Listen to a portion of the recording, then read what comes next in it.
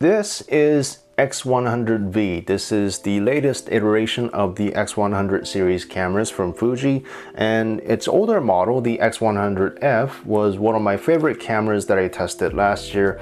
Not necessarily because it was one of the best cameras that I tested last year. When I tested this camera, it was already more than 2 years old, and some aspects of the camera were starting to show its age, but I really liked the design of the camera, and like with many other Fuji cameras, it was just a really fun camera to use. So if you haven't seen that video, and if you're new to the X100 series cameras, I would highly recommend watching that video first. So today I thought I'll focus more on exactly what they have changed and improved on this camera rather than just repeating everything I said on that video. And also I'm gonna compare this to another camera of mine, the Ricoh GR3, which is not exactly its closest pound for pound competitor, but it's another camera that's really popular for street photographers. So I'm gonna compare these two cameras and tell you exactly which one you might need to buy. So first, let's take a look at the design. At a first glance, these two cameras look very similar, but a lot of small changes have been made. I think the most noticeable difference is perhaps the rear screen, which you can now flip up or down, and it flips up just about 90 degrees and a little bit more, and it flips down only just about 30 degrees. And I know that some people are still against the idea of having flippy screens on their cameras, and I didn't think it was absolutely necessary on a camera like this on the older model, but I don't think it's a bad idea to have it either. And in fact, it sits quite flush to the back of the camera, so it's not really noticeable, and you can't really flip it up too easily, so it's not going to get caught up on things and you're not going to break it. The only trouble is it is a bit hard to open, and you can only open it from the bottom left corner here. You can't just open it from the bottom like on many other cameras. You have to grip the screen from this corner here, and if you have a thicker finger you might struggle with it, but you know, the good thing is it's not gonna get in your way, and it's just gonna stay in there safely if you're not gonna use it. The back screen also got a bump in the resolution from about 1 million pixels in the older model to about 1.6 million pixels, but to be completely honest, I couldn't really tell the difference. The back of the camera has been redesigned to look more like the X Pro 3, except for the screen, of course. The directional pad is gone, and I still prefer the icons over these buttons with two different words mashed together, but I do like this layout because it gives me more area to grip the camera with my hands. And this is a really subtle difference, but the grip is ever so slightly thicker on the new model, and it's a very small difference, but it is much more comfortable to grip the camera, but it is still this same slippery plasticky material, so I wouldn't recommend using this camera without a strap. And the other buttons and dials on the camera have mostly stayed the same. And one thing that I did notice was, I don't know if this is just because this is a newer camera, but these dials seem to have a little more weight to them.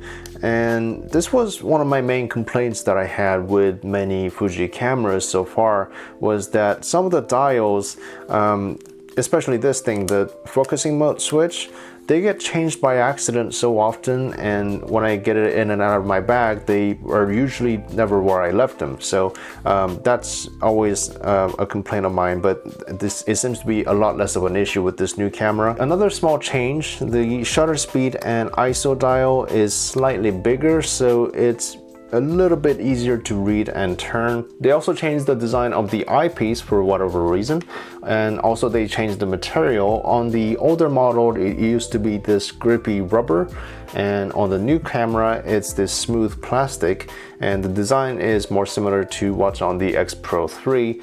I can't confirm that it's the same material, and I do like the design of the new camera more, but I'm a little worried that this smooth plastic will get scratched when it touches any metal. On the inside, the optical viewfinder looks virtually identical.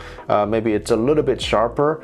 but the bigger difference to me is because the camera is just a lot snappier. It feels a lot more responsive to use. I've talked about this viewfinder many times on this channel. Some people like it, some people don't, but the thing is you can always switch over to the electronic viewfinder and use it like any other mirrorless camera. I don't use it all the time, but it's still pretty fun to use, and I think at least it makes much more sense on a fixed lens camera like this than like on cameras like the X Pro 3, because with focal lengths wider than maybe 23 millimeters or tighter than 50 millimeters, it gets a little hard to predict the framing with a viewfinder like this, and the squares on the display gets a little hard to see when they get too small. And again, if you don't want to use it, you don't have to, because there's always the EVF. And the electronic viewfinder also got a 50% boost in the resolution, and again, I can't really tell the difference. My vision with my glasses is not terrible, but it's not great.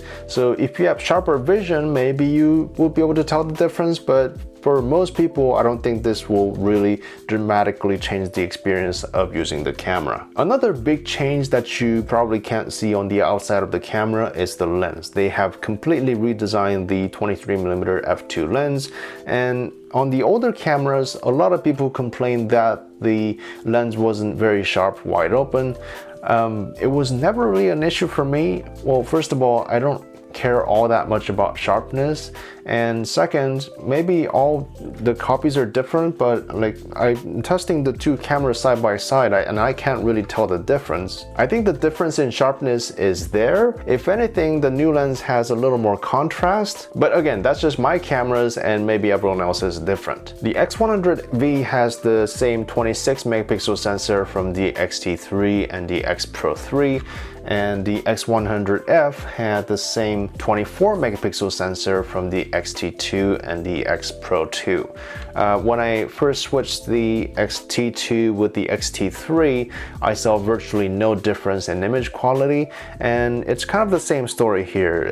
The dynamic range, low light performance, they all look pretty similar, and the sharpness difference between 24 megapixels and 26 megapixels is pretty much negligible. I think at like ISO 12800, the X100V is just slightly better, but if this was a blind test, I don't think I'll be able to tell which one's which. So I think in the real world use, you'll see a very little difference in image quality, but like what I noticed when I first switched from the X-T2 to X-T3, I think the biggest difference you'll see between these two cameras will be in autofocus. And when I reviewed the X100F, I thought the autofocus was maybe a bit slow, but it performed fine.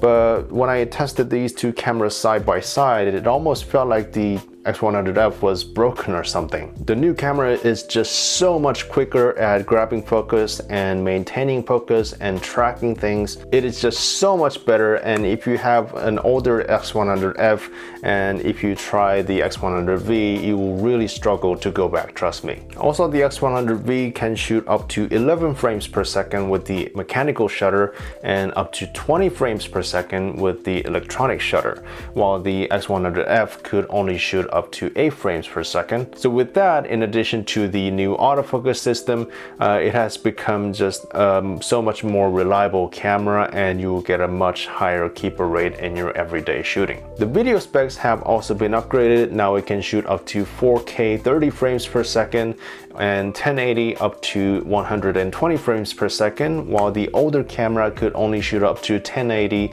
60 frames per second. Which sounds amazing, but I still wouldn't consider it the most ideal video camera, because with 4K you can only shoot 10-minute clips, and with 1080 you can only shoot 15-minute clips, and when you're shooting 120 frames per second slow-mo, you can only shoot up to 6 minutes, although that's pretty reasonable. And you also have to remember that neither the camera or the lens have stabilization, and yes, you can shoot great videos without stabilization, but you just have to be a little more careful. And some people have reported some overheating issues with this camera. I never really experienced that while shooting photos. It did get a little warm while testing 4K video by the grip side, which I assume was the battery. I shot two 10-minute 4K videos and I didn't get a warning about the temperature or it didn't shut down or anything. So unless you're planning on using this as your main video camera, I don't think you'll have many issues with overheating. So right now the X100V is $1,400 and the X100F is $1,100 brand new on B&H, and if you get a used one on eBay, you can get one for about anywhere between $700 to $900. So if you have an X100F, should you upgrade to the X100V, or if you're trying to decide which one to buy, should you pay the full price and get the X100V, or should you save some money and get the old camera instead? Obviously, I can't tell anybody how they should spend their money, but if it were my money, I think I would go with the X100V, and I did. I think the autofocus alone is worth the upgrade, and it's just a much more responsive camera overall, and I like the buttons and dials a lot more, and most people would enjoy using this camera a lot more. But if you're on a limited budget or if you're a beginner, I think the X100V is still a great deal. But if you're gonna get one, I would recommend getting a used one, because used X100V is about like half the price of the X100V, and if you're gonna get a new one, you have to spend over $1,000, and if you're gonna spend over $1,000, might as well spend a little more and get the new one. So what about the competition? For $1,400, there are many different cameras you can get, but if you know you want a compact fixed lens camera for street and travel photography, another camera you might want to look at is the Ricoh GR3. The Ricoh GR3 may look very different from the X100V, but in essence they're very similar cameras. They both have APS-C sensors despite the size of the GR, and apart from the form factor, basically the main difference is the lens. The X100V has a 23mm f2 lens, which is a 35mm full frame equivalent, and the GR3 has a 18.3mm f2.8 lens, which is roughly 27 or 28mm full frame focal length. When it comes to focal length, obviously there's no one right answer and not one is better than the other. You just have to figure out which one you use more often.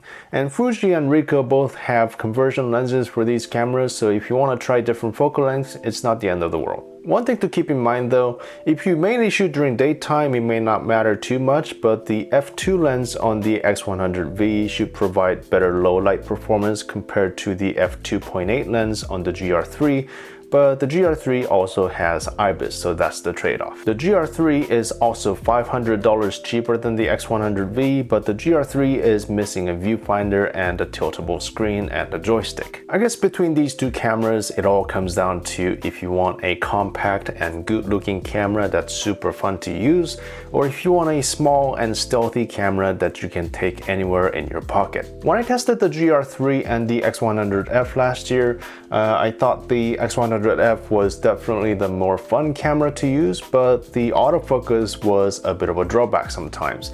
And now with the X100V, I feel like they've improved pretty much everything that I didn't like about the X100F, which wasn't really a long list of things. So if I had to choose out of these three cameras today, I would probably go with the X100V, but you know, the GR3 isn't really going anywhere. It'll probably always stay in my pocket. So that's it for me today, and let me know in the comments, which of these three cameras would you choose, and do you already own one of these three cameras? What do you like or don't like about them? Leave your comments down below, and also let me know if you have any questions about these cameras, and thank you for watching as always, and I'll see you in the next video.